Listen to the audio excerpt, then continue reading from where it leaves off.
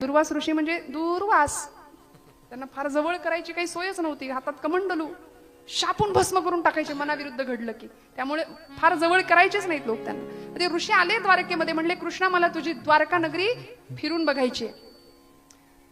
आणि भगवंतांनी त्यांना रथात बसवलं. मध्यरात्रीच 1:30-2 वाजता म्हणले बसव रथात आणि द्वारका फिरव. म्हणले आत्ता उजाडू दे, म्हणले मग दाखवू. नाही म्हणाले आत्ताच बघायचे, नाहीतर कमंडलू काढीन, पाणी शिंपडेन अंगावर.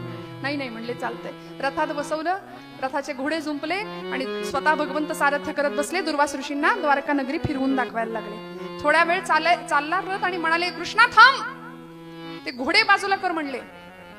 घोड्यांची काय गरज आहे? मग म्हणले रथ चालणार कसा? अरे तू आहेस ना. ऋषी होते, गृहस्थाश्रमी होते भगवंत. ऋषींचा अनादर करून चालणार नाही, अतिथीचं स्वागत केलंच पाहिजे, मान राखलाच पाहिजे. तू म्हणाले घोड्याच्या जागी उभा राहा, तू रथ हाक. झालं, घोडे बाजूला केले. अनंत कोटी ब्रह्मांड नायक द्वारकाधीश परमात्मा रथाचं जू मानेवर घेऊन चालायला लागला. ऋषी मागे बसले. काही अंतर रथ चालून गेला. म्हणले कृष्णा थांब, नाही तर कमंडलू काढतो. थांबले भगवंत. म्हणले दुसरी बाजू रिकामी आहे. म्हणले मग काय करू? रुक्मिणी कुठे आहे? झोपली. उठव तिला, आण म्हटले.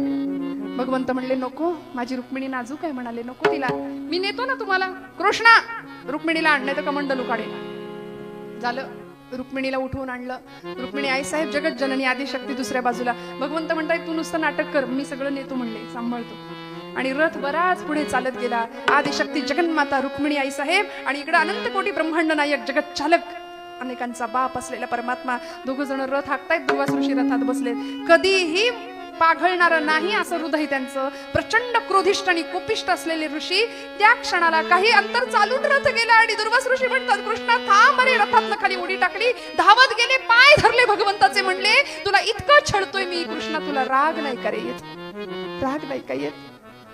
परमात्मा भगवंत म्हणतात राग येतो ऋषीवर, पण कुठं रागवायचं ते कळतं. म्हणाले मी इथे नाही रागवणार, पण शिशुपालाचे 101 अपराध भरेपर्यंत माझं काउंटिंग चालू होतं. 91, 92, 93, 94, 99, 100 आणि 101व्या अपराधाला सुदर्शन चक्र काढलं आणि धडा वेगळं मस्तक केलं राजसूय यज्ञामध्ये.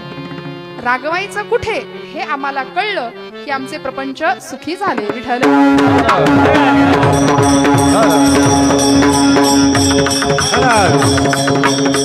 आणि असे संत भगवंताचं अनुकरण करतात, त्याच्या गुणांची कास धरतात, त्याच्या गुणांचं संकीर्तन करतात. म्हणून भगवंताचे सगळे गुण संतांकडे असतात. म्हणून उत्तम सेवनसी तळकंठासी पुष्टी कांती तैसी दिसेवरे.